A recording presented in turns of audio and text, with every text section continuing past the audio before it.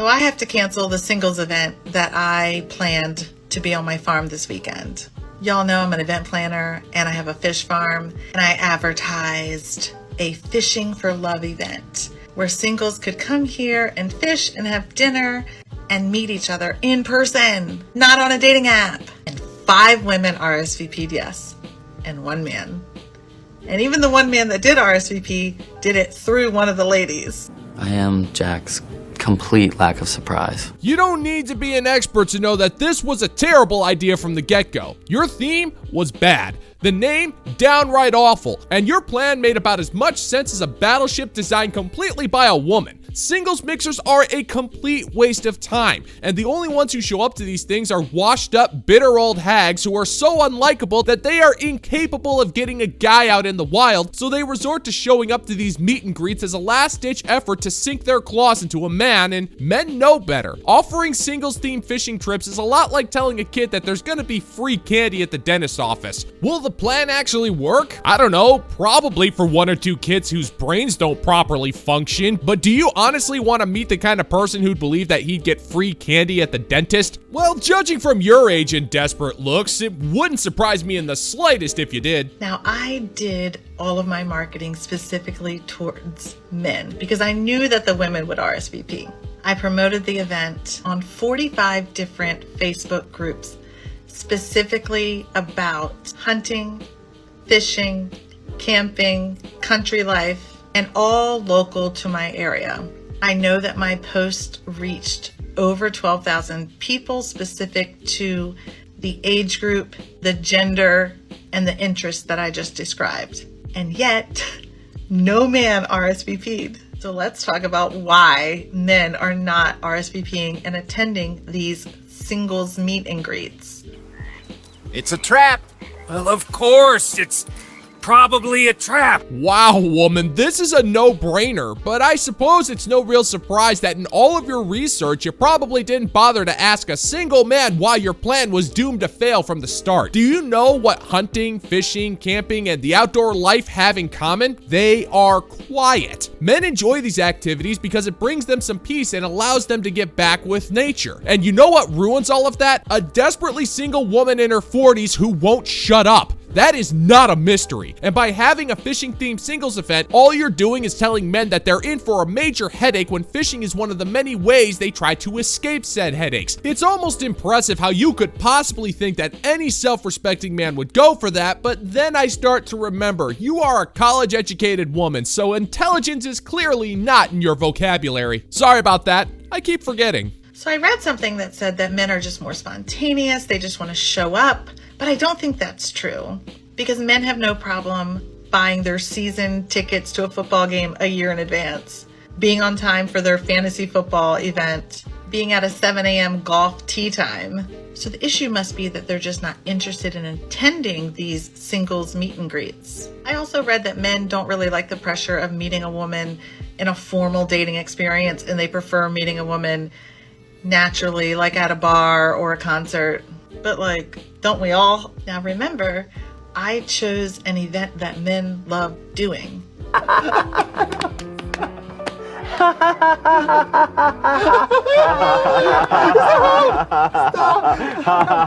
You know what? I'm gonna do you a favor and spell it out for you because you clearly are ignorant. Men buy their season tickets in advance, plan out their fantasy sports leagues, and set early golf tee times because these things serve a purpose, and it's mostly to relax and get away from life's problems. If you throw in a gaggle of single middle-aged crones into the mix, you'll immediately suck the fun out of all of those activities faster than your naked body sucking the fun out of the bedroom before that gigolo you hired has to go to work. It's not that complicated. You're trying to force your way into the only space that men have left to themselves. And can you really blame them for not wanting to sacrifice what little they have left, especially when what you're offering isn't worth the screen time it takes to laugh at your idiocy? Well, of course you can't, because you're so self-centered that you can't fathom the idea that men just want some peace, and all you're offering is to take that peace away. I chose a fishing event because as an event planner, I know that I have to always have something for men to be doing. Men don't enjoy just standing around talking like women do. So that's why I chose fishing as the predominant activity. and yet they still didn't want to come. So I would love to hear from you all as to why you think men don't attend singles events. Because all I hear is them on social media talking about how lonely they are and how they all want to meet a woman and how much they hate the apps. So what do you think? No, sir, I don't like it. Well, that's because you're not offering anything a lonely man wants. Think about the type of women you're catering to. Young, fertile, attractive women have no need to go to these singles events. They can go out and find a man, no problem. The only women who go to these things are desperate. They're over the age of 30, they're carrying an unhealthy amount of unresolved baggage, and they only look attractive after putting on 3 pounds of industrial grade makeup, but that's only with the assistance of Instagram filters. And yet there you sit, shocked and appalled that you can't trick men into showing up to your bazaar of damaged goods. Yeah, there are plenty of lonely men out there, but after being ignored, mocked, and ridiculed for long enough, we will always prioritize our peace and quiet over the garbage that you're peddling. And you want to know what the really sad part of all of this is? I am barely an outdoorsman, and even I know this. You know that. Of course I do, sir. Everybody knows that. Of course we do, sir. There's like this huge problem that I've been noticing in the dating world. The good, respectful men, the men with boundaries, will not approach women because they're trying to respect their boundaries. And it is true that biologically speaking, women are far more attuned to subtleties, like body language subtleties, than men. So a lot of times, women will actually be giving off clues and cues that they want to be approached, but it's more of like they're trying to give off a vibe or something, and the man has no idea. That is the worst idea I've ever heard in my life, Tom. Yes, it's horrible, this idea.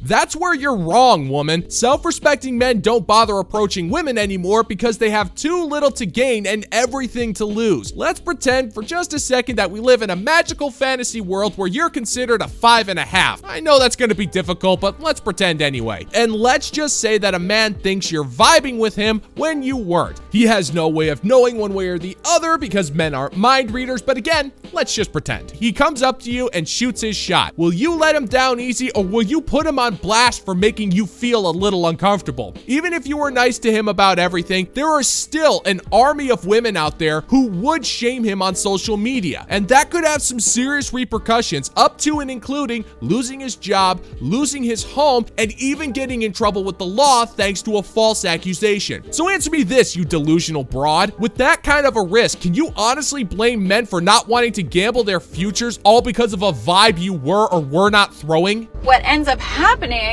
is that it's the men with no boundaries, or that don't respect boundaries, or the narcissists or the creeps, that end up approaching the woman, and then the women in my life complain that it's only the creeps that approach them, when it's really we women need to be giving off way more intense. Gentlemen, what brings me to my next point: don't smoke crack. Again, you're dead wrong. It is impossible for all of those guys out there who you labeled as creepy men with no boundaries to exist. Most likely those guys were average dudes who were just shooting their shot, and men don't appreciate being treated like that. Nor do we appreciate subtlety or sly little hints. This is the 21st century, and women have made it abundantly clear they are to be left alone at all times, so most of us just honor that request. You're welcome for that, by the way. So if you don't want to be left alone, you're gonna have to ditch that Disney romantic comedy fantasy you got playing non-stop in that lifeless husk you call a skull, and drag your ass over to the guy and just plainly tell him to his face that you like him and take it from there. But you'll never do that because you're so lazy and entitled, you just expect men to know when to leave you alone and when to approach you, all by reading your quote-unquote vibes. And those vibes will lead to a different kind of vibes in the bedroom, but they're typically battery operated. Ew,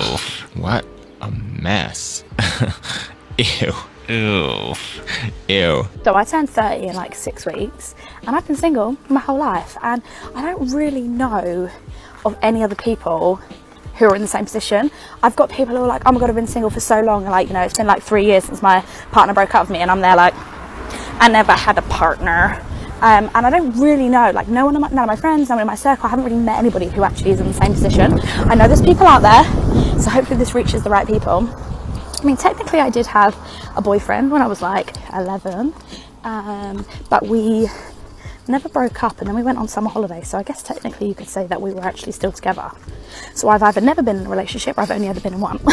Jokes. I'll believe that when my shit turns purple and smells like rainbow sherbet. Translation, I'm turning 30 in a few weeks, and even though I spent my prime years giving Chad my corrupted slopchasm of unrelenting anguish, it wasn't enough to make him commit to me. There were plenty of good men out there who were interested in me romantically, but thanks to my minor social media presence, I felt entitled to better. So I threw them in the friend zone and allowed them to simp for me as I chased my dreams of finding the perfect man. But thanks to a combination of my bad attitude, delusions of grandeur, and looks that are slightly below average on my best day, that never happened. And instead of reflecting on my poor life decisions, I'm just gonna do what I always do when confronted with adversity. I'm gonna complain incessantly on social media and fish for sympathy because it's the only validation I have left in the world. On a scale of 1 to 10, how close am I?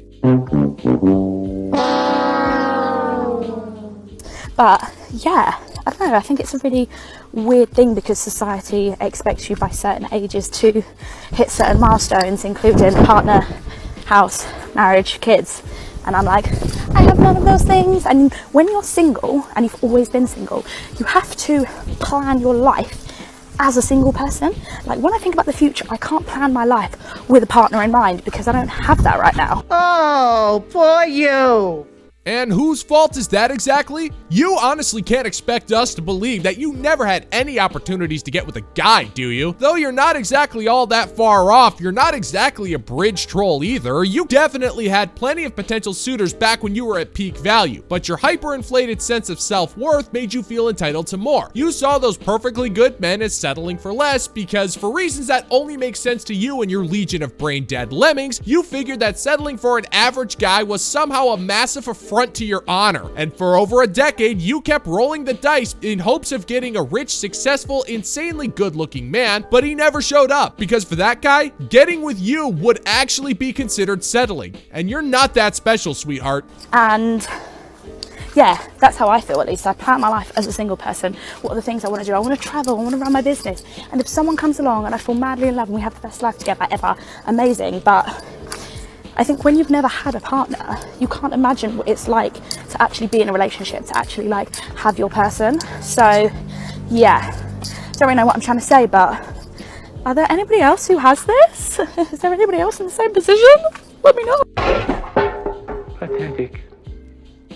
All right, woman, I'm gonna level with you. This isn't exactly a secret, but you need to know this. Self-respecting men hate being referred to as partners. The only time a man wants a partner is if he's scaling a mountain or stuck in the middle of a gunfight against Colombian drug runners. He doesn't want to be a partner. He wants to lead, he wants to be trusted, and to provide and take care of you. That means he wants to be a boyfriend or a husband, and he wants you to bring him some peace and to care for him as well, thus making you a girlfriend or a wife. But you don't see men like that. You only see them as some kind of a status symbol or a trinket, which is why you will die alone. Sure, in the meantime, you'll try to fill the void with a business, which will ultimately fail. You'll travel alone to exotic locales and post cringe on TikTok for like and subs, but before you can take that luxury trip to Paris, you're gonna need to make a permanent stop at the wall, where that feeling of emptiness will always be served with a complimentary box of wine. Enjoy it, lady. You truly went out of your way to earn it.